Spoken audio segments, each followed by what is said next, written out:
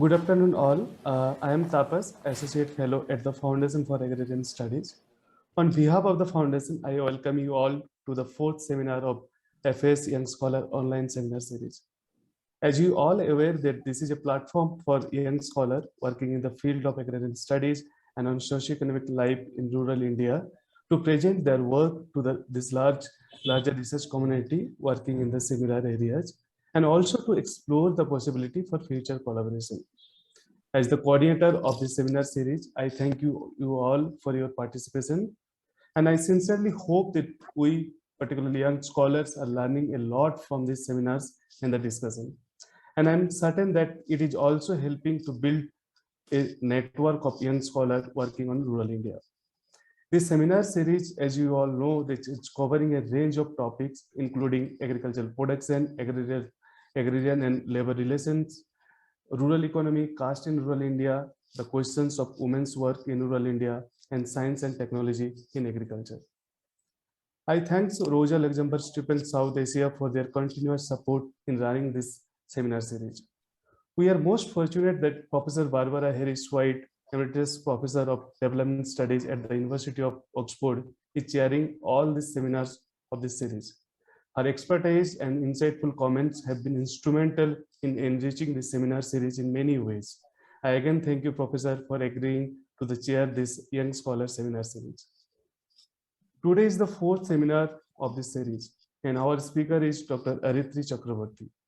She will be speaking about the impact of information on technical efficiency of agricultural production in India. Currently, she is an assistant professor at B.R. Ambedkar School of Economics, University, Bengaluru. She has recently completed her PhD from Center for Development Studies, Trivandrum. From my interaction with her, I came to know that her research interest in Indian agriculture emerged from her past association with the Foundation for Agrarian Studies. She worked as a project assistant at the Foundation in 2010. In this sense, today's seminar is very special to us. And I hope with these seminars, we will have many collaboration with her in futures. In view of topics of today's seminar, I will take this opportunity to let you know that the Foundation has been taking many efforts to discuss and understand the critical role of science and technology in agriculture. In fact, the last year, the special theme of Young Scholars annual workshop was Science and Technology in Indian Agriculture. And we organized a series of lectures, including the trajectory of development and of agricultural science and technology in India, followed by lectures on seed science, transgenic and CRISPR technology, soil science, food and nutrition security. The recordings of all these presentations are available at the FAS website. The Foundation Journal, the Review of Agrarian Studies, also regularly intervenes in the questions pertaining to the application of modern science in agricultural production and the aspects of agricultural science policy. It is an open source journal, and I urge all of you to visit the journal at www.rs.org.in. I will also take this moment to let you know that FAS, as part of its Village Studies program, Project on Agrarian Relation in India, collect information on sources and types of extension services used by the farm household. There is much potential in this database that yet to be explored. Recently, Gautam Radhakrishnan, a scholar from Tata Institute of Social Science, used our baseline data of a Karnataka village and conducted a study on agro-meteorological information and services. Similar way, a number of research scholars have developed their MPhil and doctoral research on various aspects of rural economy in India, using this large database based on primary data on rural economy. And in fact, it is an example of research collaboration, I say, between young scholar and the Foundation. So I again say that the FAS, the Foundation invites scholars and students who are interested in the field of agrarian studies and different socioeconomic aspects of rural life in India. The Foundation currently has data on various aspects of socioeconomic indicators from 27 villages across 12 states in India. Today's seminar, Dr. Manjula M from School of Development, Azim Premji Unviersity, will be the discussant for this seminar. She has also a long association as a researcher with MS Swaminathan Research Foundation. She has extensively worked on various aspects of development and agriculture. Thank you, Dr. Manjula. Now, let me call upon the chair to initiate and moderate the proceeding. In the interest of time, it is suggested that you in the audience kindly key in your comments and questions in the Zoom Q&A box. They will be taken up in the interactive sessions that will follow the presentation. Thank you. May I call Professor Barbara? Thank you very much. Can you hear me? Yes, Professor. Yes. Thank you.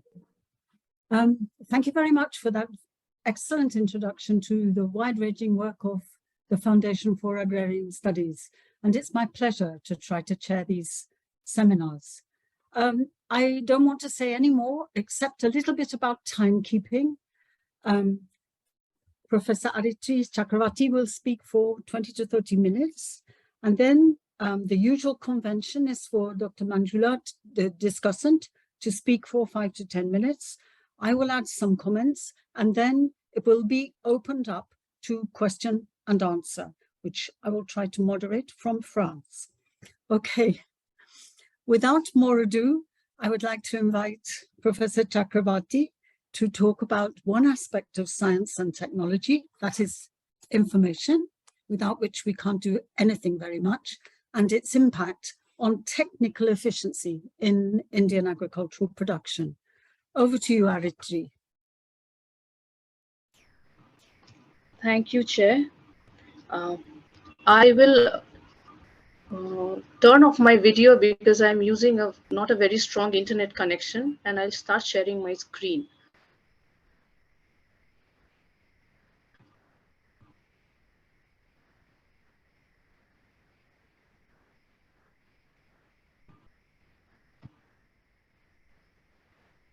Are the slides visible? They are visible, yes. Okay. So good evening, everyone. Thank you for your kind introduction, and thank you, Chair, for your valuable time in reviewing my research work. Thank you, Foundation for Agrarian Studies. As Tapas rightly mentioned, it was my first place of work, and it opened that interest of mine in agriculture, and I am very thankful to FAS for that. Thank you, Discussant, for your time. Thank you, everyone, for joining.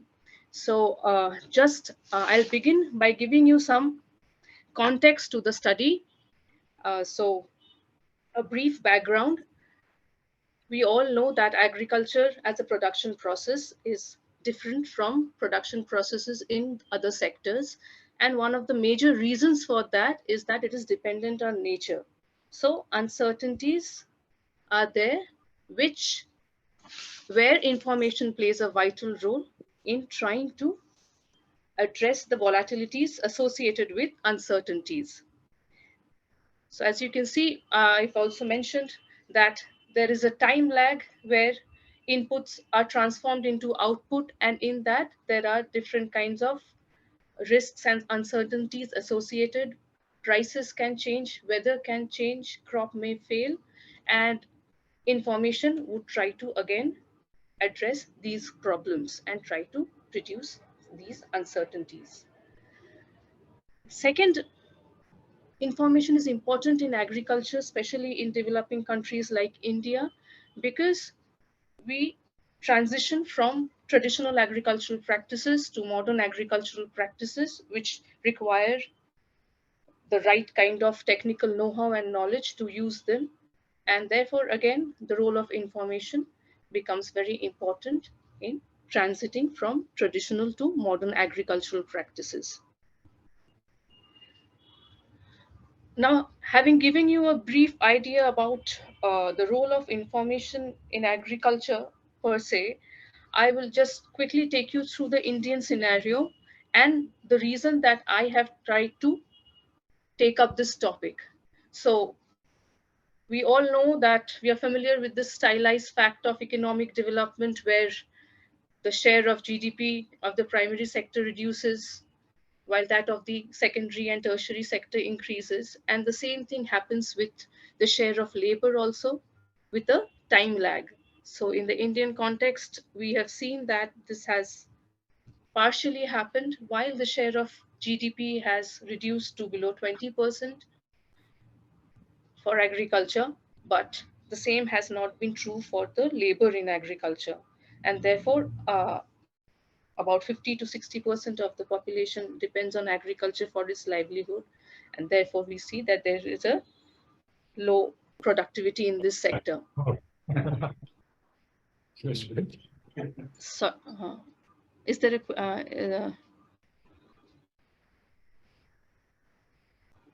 No problem. You can carry. okay, fine.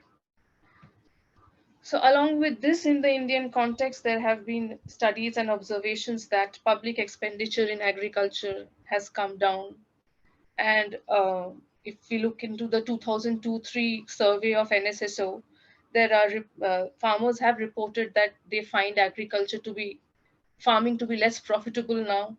And given the limited success of different kinds of reforms and policies that have been taking place in the Indian context, overall we have observed that farmers have become a bit skeptical in investing in agriculture as a lucrative project. So the primary concern of policymakers in India has been to concentrate on improving farmers' standard of living, more precisely their returns from agriculture, and all the reforms and the policies that have been taken up for that is mainly to serve that purpose. Now I'll just give you a brief empirical evidence about the role of information in agriculture. And here in this slide, you can see that information will help in accelerating agricultural development by providing the knowledge and technical know-how on different aspects of cultivation, which also includes modern practices, and efficiently use the inputs used in agriculture. Secondly, there are other aspects of cultivation that are post-harvest aspects, and prices and post-harvest management of crops. These are also areas where information comes out to be very helpful. So one such important study, and before I go further, I forgot to mention this. This has been one of the core objectives of my PhD thesis, which I started in 2015. So at that time, the new round of NSSO had come, the 70th round. And this paper that I'm talking about, Birthal 2015, was looking into the use of information for the previous round. So at that time, this was the paper that comprehensive paper that was looking into effect of information on Indian farmers using secondary data, which is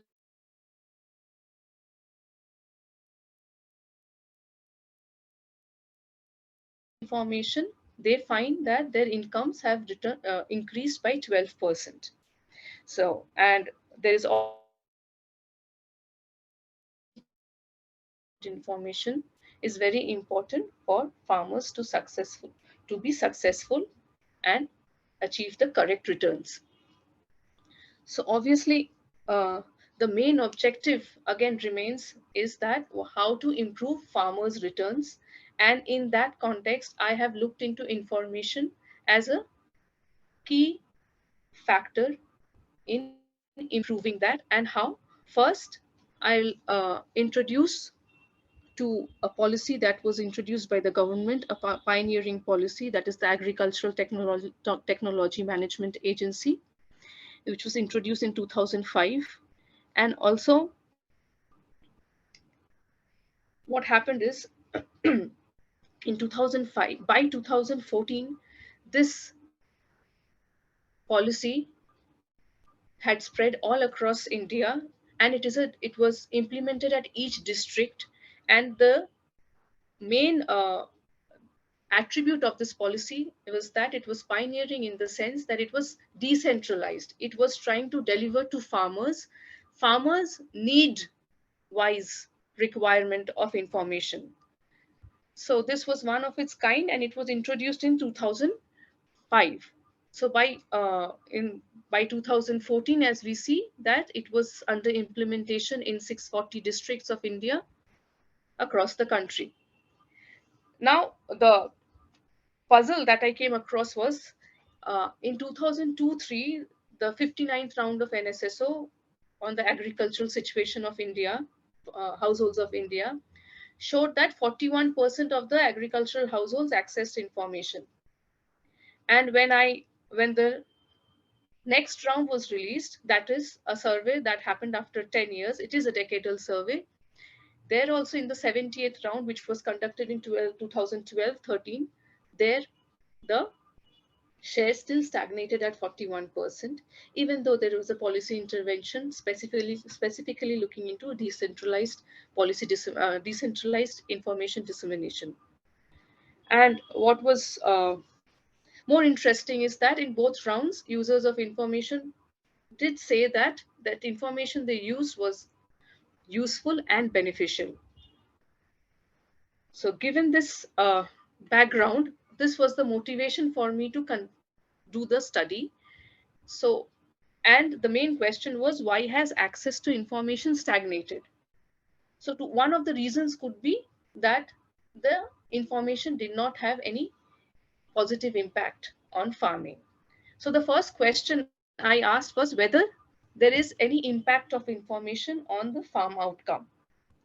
So here I have listed some existing empirical studies, both across the globe and specifically to India, that have tried to estimate the impact of information either through extension services or farmer field studies or internet SMS, and see whether they have any impact on farmers growing some specific crop in some region of the world.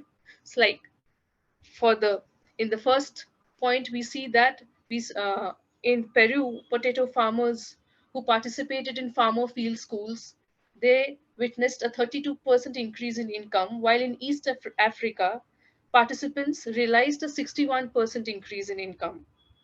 There was also increase in value of crop production by 15% in Zimbabwe because of extension services. But we see that in Colombia, text messaging did not have any significant impact. So evidence has been varying. And if we look in the Indian context, it has been found out that agricultural research and development has considerable potential for enhancing farm productivity and reducing poverty in India. And again, the study by Birthal and others is highlighted here, where they find that 12% increase in net returns have been witnessed by farmers using information.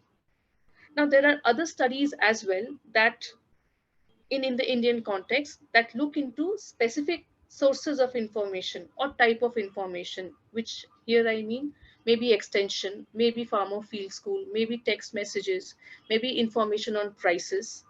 These are different kinds of information from different sources, and they concentrate on specific region, maybe villages or district or maybe a state. So some examples like a famous study by Goel, they find that soybean farmers fetch about 1 to 5% higher prices when using internet for looking up for market prices, information on market prices. While there is study in Maharashtra where this internet phone-based information on prices do not have any impact on the farmer's returns. Another set of evidence, another set of studies identify efficiency and information to be related, wherein information is one of the key factors in improving efficiency apart from other socioeconomic factors, farmer-specific factors, or farm-specific factors. And some specifically see the impact of information on efficiency, and they also have found different different results. While some see it to be positive, some do not find any statistically significant relation. And these are some of the studies that have been shown here for India as well as across the globe. Now, having given you this idea about the kind of studies that exist, the research gap that I have identified is, as I told you, that existing studies, apart from Birthal and others, they have looked into a impact of a specific source on some specific crop in some specific region. And the outcome that they have used mostly is net returns. Now, the problem with net returns, as I've identified, was if I want to do a comprehensive study for the country as a whole, prices will be very different for the same crop across different regions, and prices fluctuate. So it is very difficult, it would be difficult to get a standardized outcome and see the impact of use of information. So I went back to theory, theoretical and both empirical findings to use efficiency as a measure of farm outcome, because theoretically neoclassical economics does stress that when we have perfect information and costless information, then definitely the producer will be producing on the production frontier. But in reality, what happens is generally producers are seen to be producing below the frontier. That is, they have a potential to increase their output for the same amount of inputs that they used, or for to look at the other way, they could reduce the use of input for the amount they are producing. So I have tried to look into efficiency, because an improvement in efficiency will ultimately lead to an improvement in agricultural productivity. And that, as I mentioned in the beginning, has been one of the major concerns in the Indian agriculture. So that is why in this study, what I have tried to do is find the impact of information on technical efficiency of agricultural production in India as a whole. So my data source is mainly the 70th round, the first visit of situation assessment survey of agricultural households done in 2012-13. And then I have used the agroclimatic zones from Planning Commission 1971 to calculate efficiency, technical efficiency for each zone, because once to calculate efficiency, it is important that the technology more or less remains the same for all the farms. And one of the controlling factors of technology would be the climatic conditions. So to control for that, I have calculated efficiency separately for all the agroclimatic zones. There are 15 agroclimatic zones, of which the 15th one is the island zone, Andaman and Lakshadweep, and they have very few observations. So barring that, I have calculated efficiency for the 14 agroclimatic zones. Now, before going into the method and the findings, because I have used secondary data, there are some limitations to the exercise. So first, I'll tell you that NSSO talks about technical advice. So information here refers to technical advice that has been accessed and or used by farming households for crop cultivation. Now, in this round, there is no information on what kind of information has been accessed or used, or for which crop. So essentially, we do not know for which crop the household has accessed information, because most of the households are growing multiple crops, and NSSO takes into account 4 major crops grown by each household. So when they say yes or no to accessing information, they do not say for which crop. And what I have done is, based on some definition of information, the fact that information has a specific and a general part, and general part does have a wider applicability, plus the fact that information is kind of a partial public good, has a kind of a partial public good characteristic, that once it is available, it is non-rival. So based on these characteristics, what I have done is, I have considered that any household that has grown more than one crop and is saying that has accessed information, for that household, I am saying that yes, this household has accessed information. Now, the problem with not knowing for which crop the information has been used makes calculation of efficiency a bit difficult. So that also I have tried to take care of by using some tools, which I will just quickly tell you about. And the second thing is, we should keep in mind, and I'll say it in the onset, so that when I'm telling you the results, one should not get confused. In a country like India, in a developing country like India, the onus of dissemination of information will fall on the government. And although NSSO has identified 8 sources of information, which are these: extension agent, Krishi Vigyan Kendras, agricultural universities, veterinary department, private commercial agents, progressive farmers, NGOs, media, and they have only categorized them as government, private, and media. But the thing is, the main information is generated and transmitted by the government, and these are kind of channels actually through which the information is coming to the farmers. So we should keep in mind that when we are talking about, say, progressive farmer must have got the information from one of the government sources itself, and then the other farmers might have accessed the information from this progressive farmer. So in this column, in the third column, I have also given the percentage of farming households that have accessed information from each of these sources. And here you see that access from media and other progressive farmers is the highest, while that of the government sources, as identified by NSSO, is quite low, mostly less than 10%, except for veterinary department. And in the sample, 44% of the households have accessed information. And in that sample, 37% of the total households, farming households, have used that information for cultivation. So once accessed, the use percentage is quite high, but access itself is quite low and varies largely across sources. So the method is twofold. First, I will be calculating technical efficiency. And second, once I found the efficiency scores, I will try to estimate the impact of information on those efficiency scores. So this, as I've already mentioned, I'll just tell you, I have taken technical efficiency, which is, and that is also input oriented, which means that the actual inputs used are generally more than the optimal input that is required to produce a given level of output. So generally, farmers tend to overuse inputs, or put it otherwise, you tend to underproduce. So if you're looking into inputs, then the efficiency measure that one uses is input oriented, and that is what I have used. And if you're trying to look at output, that if you're underproducing, then the same thing you are looking, but in terms of output, and that is output oriented.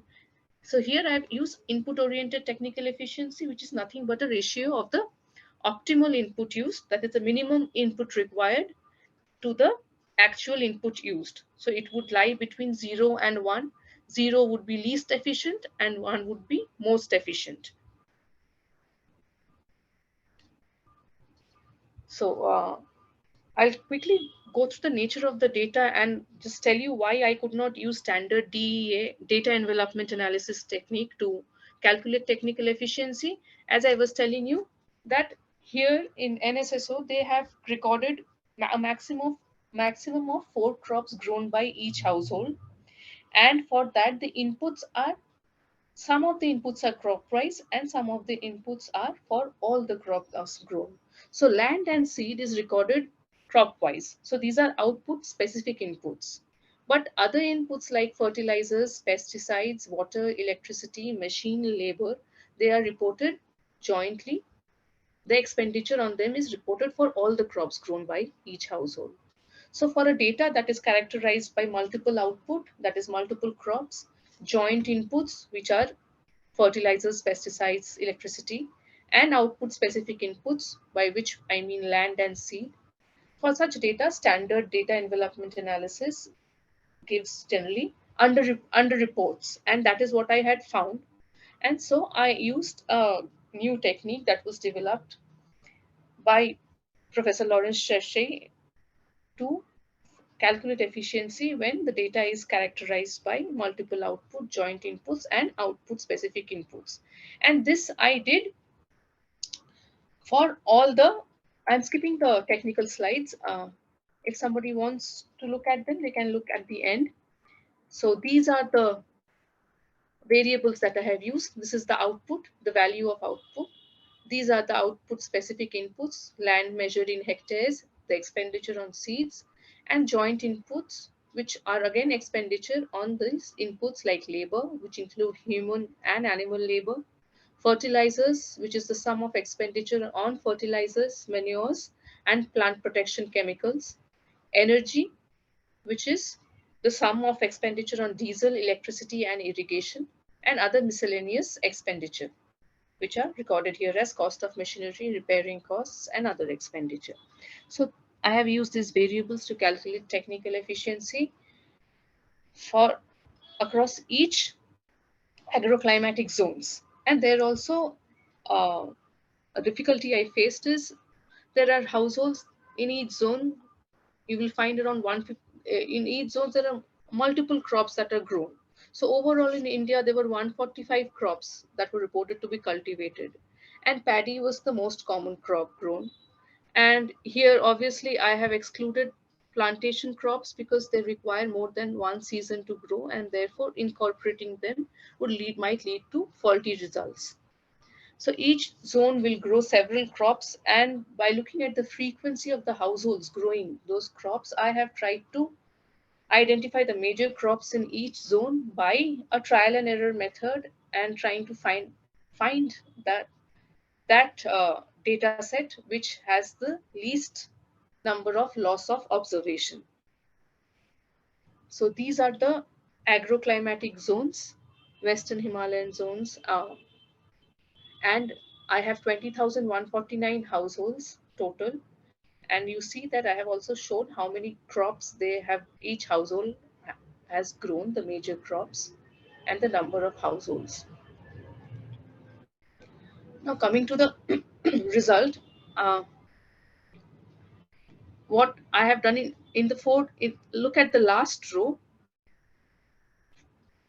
the total efficiency of the agricultural household in India is 56.56 or 56%, which means that farmers could reduce the use of their inputs by another 44% and achieve the same output. So the efficiency level at which the farmers are operating in India is 56%. Now I want to draw your attention to zone 2, which is nothing but the Eastern Himalayan zone, and that includes all the northeastern states. And because of some unidentified reason, which I could not find from the data, I found that this is quite low. For the rest of the zones, you see they are operating over 50%. And if you leave zone 4 and zone 7, most of them are operating above 60%. All of them are operating above 60%. So I'll come to the results in a minute. Just keep this in mind. So if I also tried removing this zone from my study and do the calculation, and efficiency drastically increases to 66% if I remove zone 2 from the calculation. And zone 4 and zone 7 are middle Gangetic plains, which includes parts of Bihar and UP.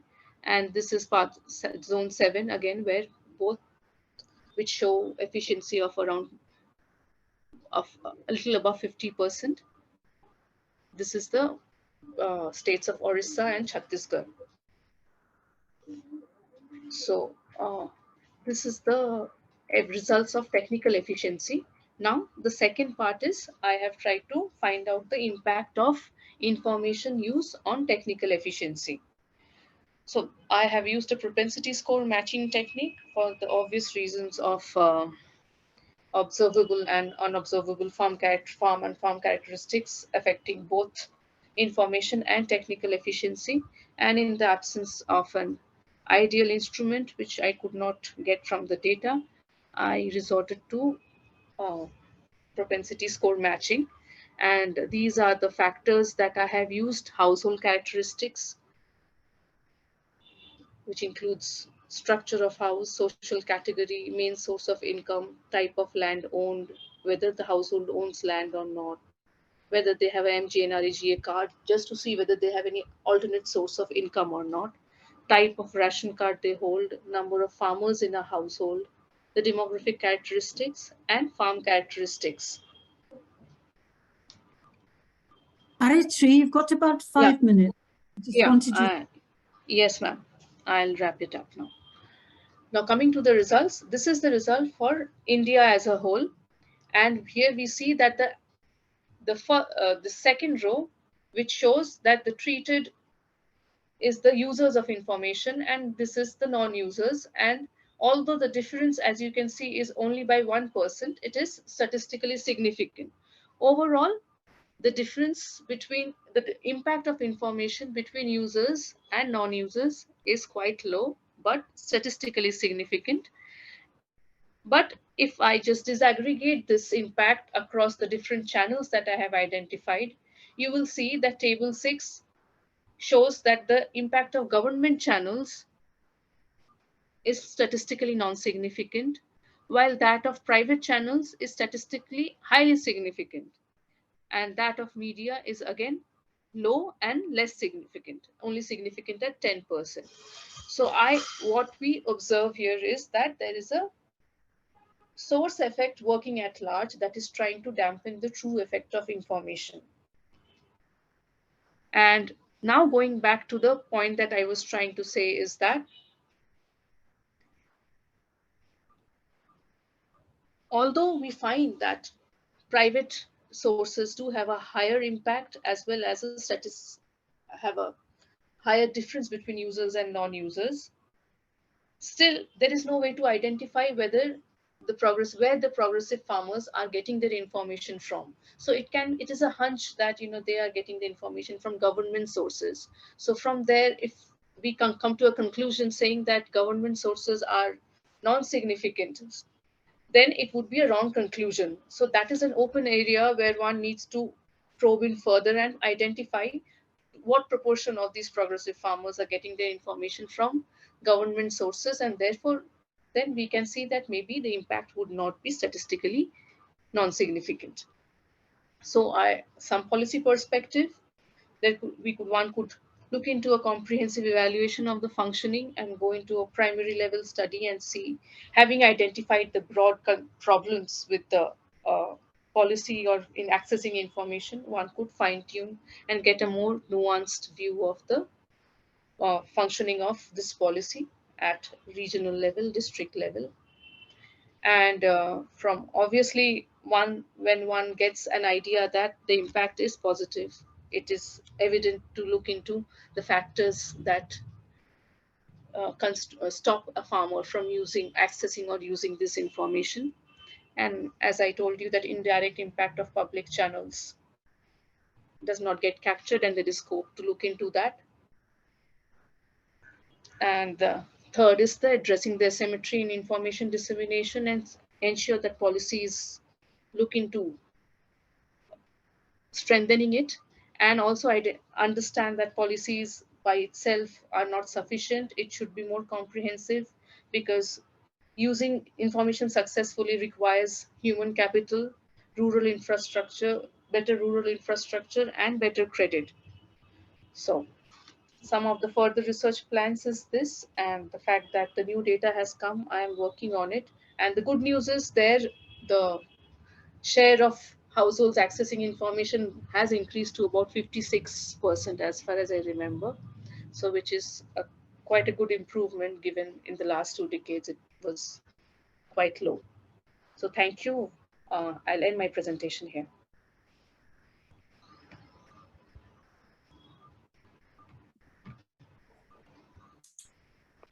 Thank you very much, Aritri.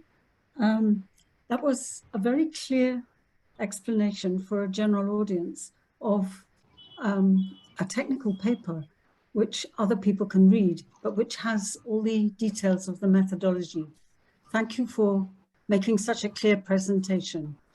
I would now like to call on Dr. Manjula from Azim Premji to give discussants comments.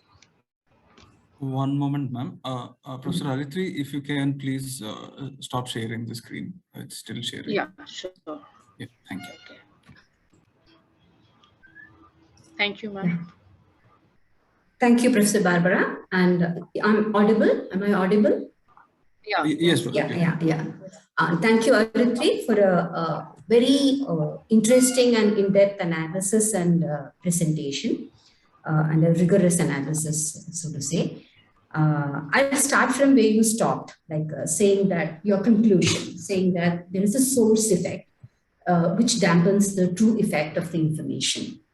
And it is so much dependent on the channel. And you also reiterated the point that information used in agriculture is human capital intensive.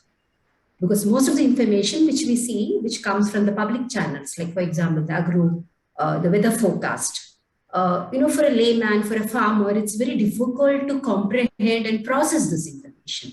So it's not just access to information on the channel is very important, but also how processed the information is, how usable the information is, how easily adaptable the information is.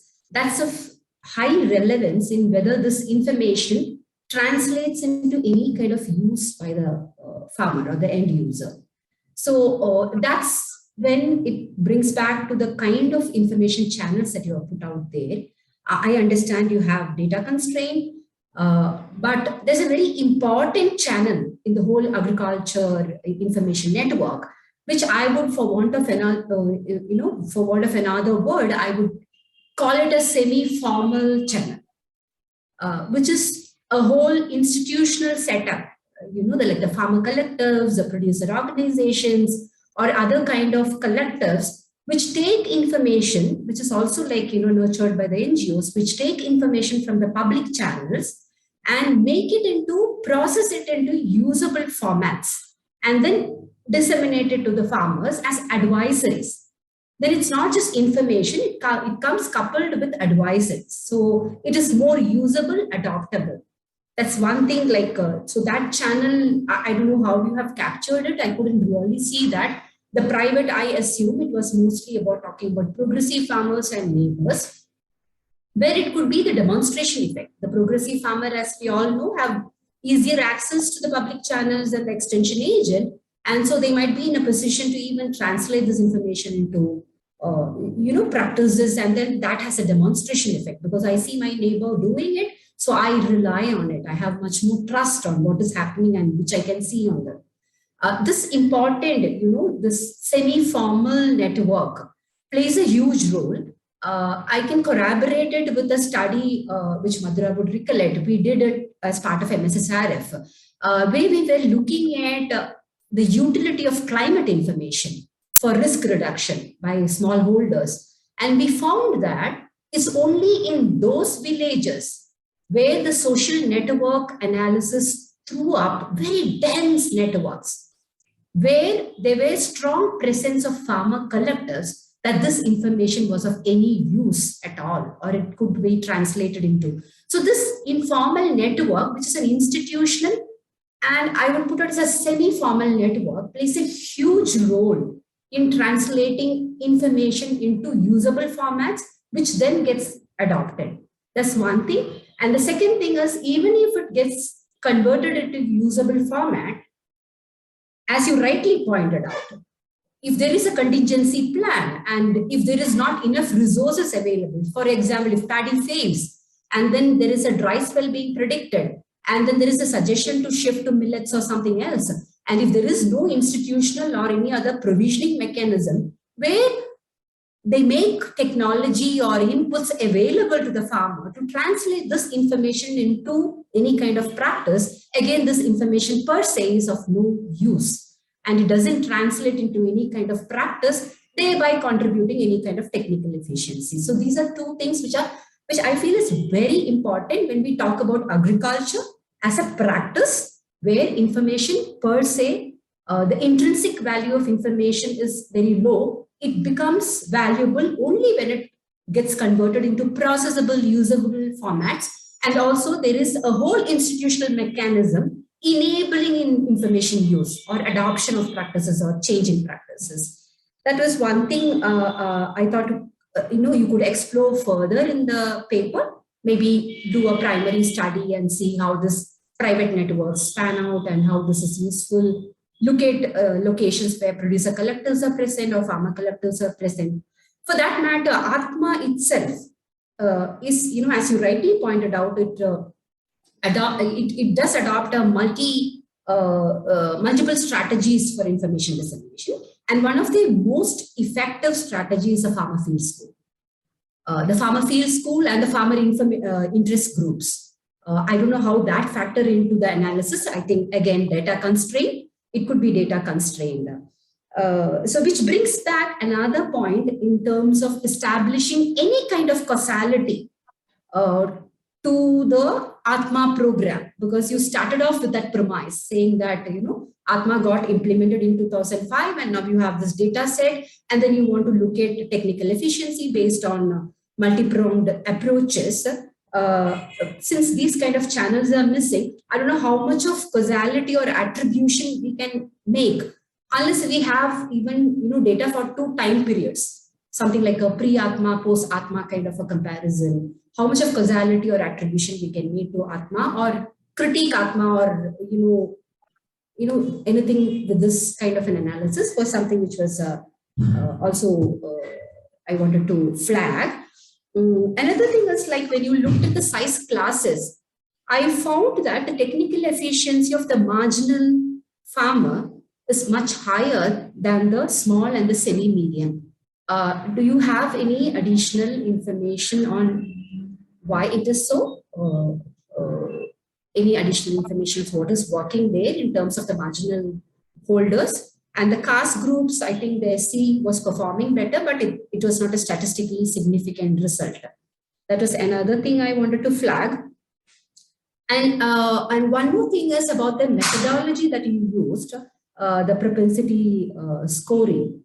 As far as I understand, it does help to reduce confounding biases, which you rightly pointed out in your paper, saying that information use is also influenced by a self-selection bias, which is influenced by a lot of unobservable variables, you know, which will have a influence on the parametric estimates. And again, the propensity score matching doesn't seem to account for this unobservable data or the unobservable variables. So I am not very sure about how PSM, you know, how does it address the self-selection bias again? Because maybe if I have understood it wrong, maybe you can clarify that. Because from your paper, I read that it doesn't account for the unobservable variables. So I was doubtful about whether PSM does address the confounding biases, and it doesn't in any way improve statistical, you know, the inference of the statistical parameter, right? So that's my understanding of that. That's something which you can, you know, deliberate on. These are broadly my, you know, observations. One was I had some issue with even a slight attribution to the Atma and the causality kind of thing that was coming in. And another was the semi-formal sources and what information adoption means in agriculture. It's not just access. It's not even, you know, it's about, you know, the how is it processed, and also about other institutional mechanism. And another thing about the methodology I wanted to flag is, like, when I looked at the metadata of the situational assessment survey, if I am not wrong, they do capture data on even the perception of the farmer about the utility of the information. Block 14 is what it was showing. So if you have a data like that, which reflects perception of utility, that could be a proxy for whether, if I find that information useful, I would be in a position to use it, right? So I was, again, you know, a little doubtful about PSM. And since you have this additional information already available in the situation assessment, I don't know whether it was available in the unit level data. So these are broadly some of those points. The human capital element and the institutional element all gets taken care of when you also account for the semi-formal. That's what I'm using it. You can use another, maybe institutional mechanisms of information dissemination. These are broadly my observation. Otherwise, if I really enjoyed listening to your, reading your paper, the PowerPoints and the presentation. Excellent work. Thank you. Thank you very Thank much, Manjula. Aritri, would you like to answer her questions now, or would you like to wait until we have more? There are several in the chat, and I have some questions too. Would you like to have a go? Yeah, let me answer her questions first, quickly. So, Aritri, we have 10 more minutes, but if the Foundation for Agrarian Studies can let us go on past the hour to 1:15, say, we can have a much richer discussion. So, is that possible?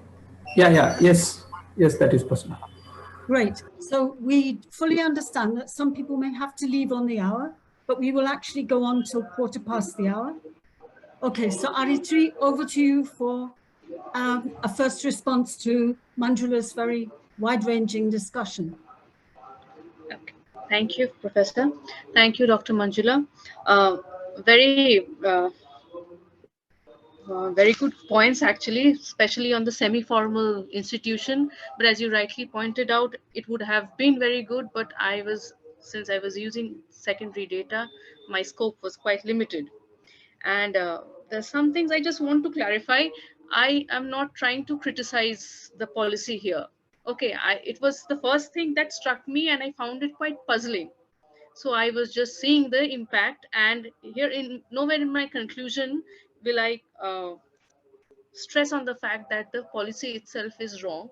What I'm only trying to see is that somewhere something is going wrong, and unless we go deeper, we won't be able to understand what the problem is. It could be supply driven, it could be demand driven, it could be both. So, and yes, the size class, I have also observed that, and I did not find anything from the data to support it. But the only thing is, this efficiency and land size, productivity and land size have been a very old debate. So like Schulz always says, that poor but efficient hypothesis. So I will also, although that is allocative efficiency, not technical, but it's kind of maybe poor farmers, I mean the small and the marginal farmers, they tend to use the resources more efficiently as compared to larger farmers. And also in the data, the size of large farmers is only about 1% of the total farmers. So if I leave that aside also, still marginal farmers are more efficient, and that could be one of the reasons, my guess. And the second thing, you talked about PSM. Yes, I tried to make it as rigorous as possible by doing some sensitivity analysis and see whether there are unabsorbable factors in that or not. And I skipped, there was a graph where I was showing you how the data looked before matching and after matching, which I quickly skipped. And there from the graph, you can understand that the data, the treated and the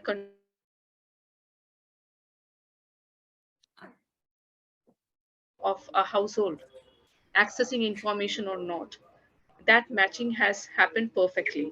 So these are some of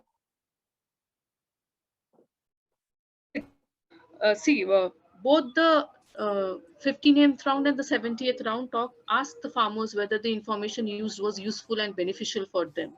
And that was again one of the reasons, my motivation, that in both the rounds, as I mentioned, they said it's useful, but still, why has not access changed in 10 years? And in between, this policy was also introduced. So obviously 7 years is not a very long time to see an impact, but some improvement one could expect. So that's the thing. I hope I've been able to answer all your questions. Thank you. Yes. Thank you. I have loads of questions, but there are loads of questions in the chat as well. So I think today we will go to the chat. They're not really questions about data, but they're questions about concepts and ways of explaining your results. Madhura has a question about caste. And there are several questions also about classes, that access to information has been dominated by the dominant castes, agrarian castes, and that information circulates in ways which are specific to class. I think that's the gist of the questions. And my feeling is that with your database, that's a really difficult question to answer. But do you have any response to that kind of challenge? That there's an aggregation problem in the way in which you've used the All India data to answer a question which may be specific, as you've shown, specific to regions, but also specific to classes and castes. How would you answer that, Aritri? Right now, based on the data, I do not have an answer, but as you correctly pointed out, there is an aggregation problem. So what happens is when the objective was to find some broad level, all India level problems in accessing information. And obviously, if I go deeper into it, I would see that, what I'm seeing at the national level might not be true for several regions. So right now, I do not have an answer for this, but the only answer is that one could just look further, look into primary surveys and try to see based on the national findings. Thank you. Another kind of question is about information, institutions which are not actually in the survey. And again, it's a problem for you because the data that you use doesn't really relate to these kinds of questions. But Ayush is asking about information asymmetry in agricultural markets, quoting the work of Meghala Krishnamurti. And Deepak is saying, what about input dealers? I think they might come under private, but Aniket Aga has also done quite a lot of research on the extension information provided by input dealers. And Kiran has said, what about smartphones and messaging through smartphones, which wasn't available when your data was collected? How would you respond to these kinds of questions? I realize they're difficult for you and you're muted. It is definitely, these are very important things because technology has changed, and at the time that I did this study, and this is one of the things that I'm doing now, I am trying to use the current data that has been released recently to look into some of the questions. And definitely all these are very important points, mobile, internet, and when I'm talking about information here, I have mentioned there that, there is no scope to know what kind of information they're getting, where prices is very important as an information. So right now with the limitation in the data, I have not been able to do that. But if there are suggestions and some comments on how to go about it, I would definitely like to take it up. Thank you. Maheshwar asks another kind of question, but I'm afraid all our questions are, as it were, outside your box. His question is, how is the information available? So I think he's getting at the physicality of it. How is the information available to the farmers? Yes. How and where and what, through what institutions? And I mean, do they have to travel? I think that's behind the question. It's very difficult for me to navigate the chat right now with a new laptop. So forgive me if I haven't asked the question correctly, but I think it's, how is it available? And is that part of your source effect? Yes, yes. How is it available? So obviously, right now, I do not know whether they had to travel, or as Dr. Manjula was saying, it's for progressive farmers, it's easier to access because the demonstration effect is there and it's more reliable. Reliability is an issue with, and when they see it's happening in front of them, obviously that would come as a more reliable source. So, and one of the problems for public channels is that, the distance is one of the bottlenecks in accessing them. So these are from existing studies, but not from this is not being told by the data that I have used. Right, so hang on. Okay, I have the other question about input dealers. Someone asked, in this round, Yes. it does not mention input dealer as a separate source. There is a category called private commercial agents. So with that respect, the previous round, the 59th round, was much more comprehensive. It talked about many sources, of which input dealer was one of them. And this also took note of the fact for which purpose they were using the information. So these are some of the problems with the data that I have used. I acknowledge all the problems, the limitations of the data. Right. And what's very clear from the messages in the chat is that the means of dissemination of extension information have changed since the era when you did when the data was collected for your research. There are several questions about the internet. Okay.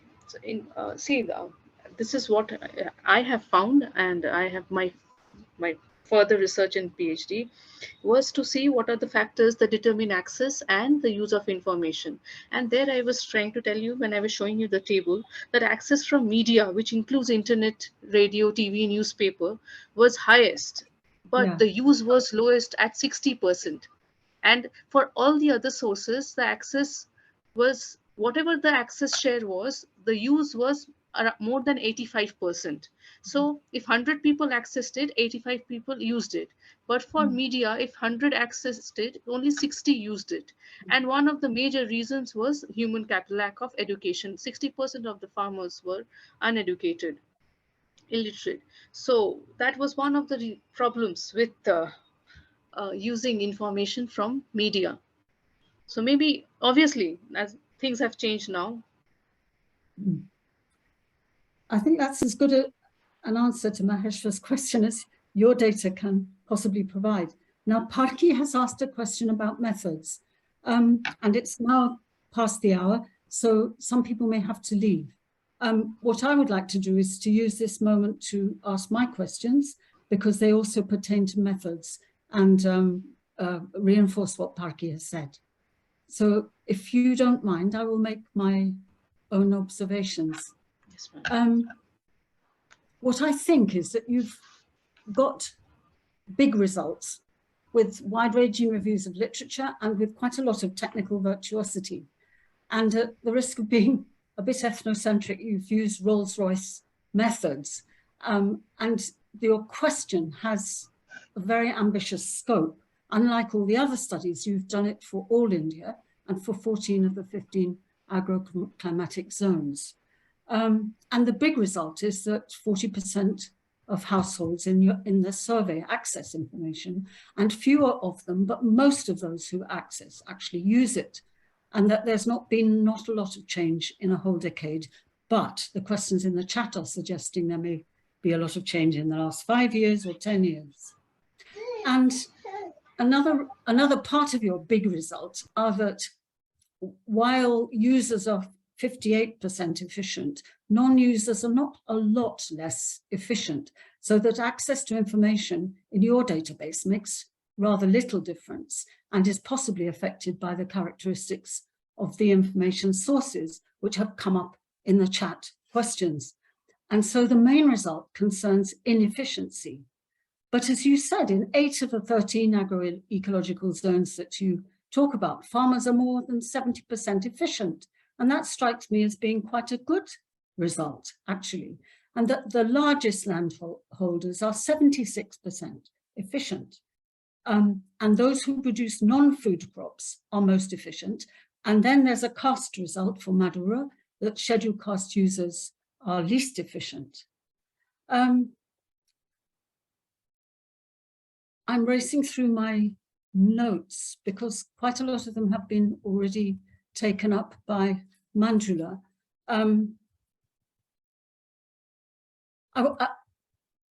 want to flag up your big general problem, which I think you're not alone in having, even in India, which is famous for being well endowed with information. How do you test for technical efficiency when the key parameters are not known? It's a very difficult situation. And what you've done is develop sophisticated statistical ways around these problems. But I just want to lay out what wasn't known? The farmers' needs are not known. The crops are not known. You've got rupees data for all of the crops, and they're classified by crop groups like pulses and oilseeds and veg. And all kinds of paddy are grouped as paddy, but I notice there's no wheat in your project at all. And what on earth has happened to wheat? So wheat isn't known. Production technology is not known. The problems of joint inputs and specific inputs and multiple outputs are dealt with in ways which Parki is asking a question about. Inputs for all the crops are known, but per crop group they are not known, even though we know that some inputs are crop specific. You then compute a frontier set from existing relations and not new relations coming from a research center to denote the technical frontier. So there's a question from Joan Robinson about a production function approach, which needs deviations from the production function to calculate it in the first place. And I wondered what your opinion was on the method that you've been forced to use by lack of any other data. Anyway, whatever the frontier set actually represents, there's little difference in the inefficiency of production resulting from the use of information, and there's much inefficiency in production per se. However, that is regionally located, and there are questions in the chat box about what class does within the region and caste as well. And lastly, the content of the information. The last sort of unknown that I think you've been faced with in this research project is that the content of the information isn't known, and there's no good instrument for the use of information. And you've been very clever with your propensity score matching to try to sort that problem out. I want to finish with very few remarks about the results. The outlier that you can't explain, the Northeast region, is exceedingly inefficient. And I just have a suggestion for you and perhaps the foundation and the other scholars to think about, that slash and burn is not part of Government of India's research or anybody else's research. And there are huge debates about whether it's ecologically damaging or whether it's an optimal adaptation to the mountain region where your efficiency is only 22%. Maybe the messages that are coming over are completely irrelevant to people who are practicing slash and burn agriculture, Jum. And the other thing that's excluded, which is very important for the Northeast, are plantations. Yeah, so I don't know whether there's a plantation effect which produces that very, very low result that you say you can't explain. On the sources of information, progressive farmers, we've discussed where on earth they get their information from. Media access but not used, you've explained that. The private sector, now this is really very interesting because you said information is not non-rivalrous, it's in some way a public good. But private sector has a problem of patents, intellectual property rights, commercial confidentiality, and information in the private sector is certainly not non-rivalrous. What do you think about that? Because it's so important to your result. Veterinary sources are important, but they drop out of the discussion. And I have a question, is livestock unimportant to crop production? Okay, source effects, I think we've discussed. Implications, Manjula has discussed the problem of attribution and evaluating Atma. I will leave it there. I've got more questions, but I think that's enough for the moment. But thank you very much for a long piece of research that generates all these questions. I don't know whether there are more now from the chat. I haven't only got in WhatsApp. So would you like to respond to that and then we'll wrap up? Yeah, ma'am. Thank you for your questions and comments, ma'am. Some are actually food for thought, and specifically the livestock. One could look into livestock and see specifically how effective those sources are there. And the fact about wheat, because there are 2 visits And the first visit more or less coincides with that season where wheat is not grown much. Paddy is grown extensively, and that is why the wheat observations were very low, and that's why it's not there in the data, ma'am. And the second thing is about the production technology and use of the method. Obviously, ma'am, there are limitations, but some variation in the technology, which is essential to control for while we are doing trying to measure technical efficiency. Some of it I have tried to control by looking into climatic, by controlling for the climatic variability. And secondly, if there is time, this method that I have used, that acknowledges the differences in technology across crops and incorporates it while calculating. To what extent it does and how true it is, that is a different question. But I selected that method after reading that paper where it said that it is taking into account. And ma'am, Northeast region, one of my guesses was also this, that because there are lots of plantation crops, maybe, the observations could be different, and that's why the results are, because it makes no sense for a 21% efficiency. So that's again a question that I would like to address sometime. And content of the info, yes, a lot is there which goes uncaptured when you can't find the content on the info. Thank you, ma'am. Okay, we're 10 minutes past the hour. If nobody else has a question in the chat, and it's no more, I think, have come in on WhatsApp, I would like to return to the Foundation of Agrarian Studies while thanking Aritri and thanking Manjula for very, very interesting opening up of a door which links science and technology with production on the farm. And I think the discussion from today has shown how much more work needs to be done on this subject. It's not dry at all. Without this information, one doesn't have the kinds of technical change that's going to be necessary in the next few years. So thank you very much, both of you. And thank you. All the questions as well. Okay, so I'm going to close now and turn it back to the foundation and look forward to a month's time when it will still be from France, when Kranti is going to talk about the informal sector, I think. Thank you very much, Professor. With your permission, I'll take a couple of minutes before we close to propose a vote of thanks. I'll just start it with a little piece of nostalgia that Professor V.K. Ramchandran has unearthed just as the session started. Excuse me, this is not something what I wanted to share. Just a moment. This is part of our, it's from the archive. Oh, it's from the photo archives of FAS. This is an image that was, this is Dr. Aritri from 2010 when they were surveying this village in Rajasthan. This is in Sikar, yeah. Yeah. So thank you so much. Yes, Professor V.K. unearthed it as the session started. So yes, with that, I shall go back to the vote of thanks. I would like to extend my thanks to Dr. Aritri Chakravarty for her insightful presentation and Dr. Manjula M for her participation and comments. We are especially grateful to Professor Barbara Harris-White for chairing this session. You have been very active in conducting the sessions and virtually keeping us on our feet in meeting our own timelines with respect to arranging the sessions. We're very grateful for that, Professor.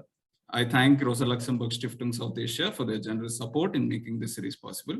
I thank all the attendees for participating and making this a lively discussion. I also thank you for staying all along, even as it spilled over.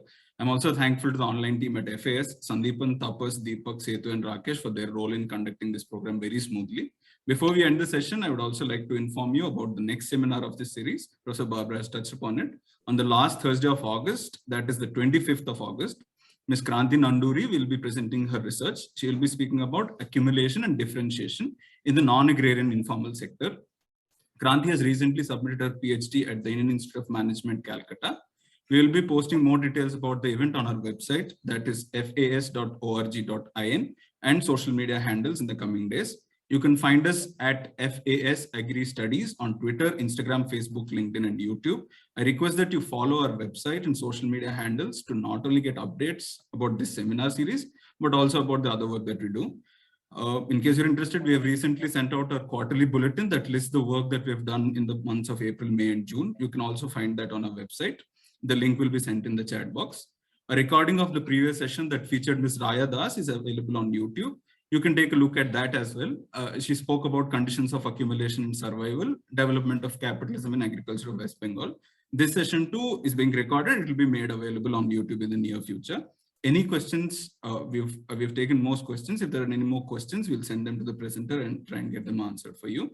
We will be ending this session with this. Once again, thank you very much for your participation and cooperation. Thank you for staying back all the time. Have a great evening.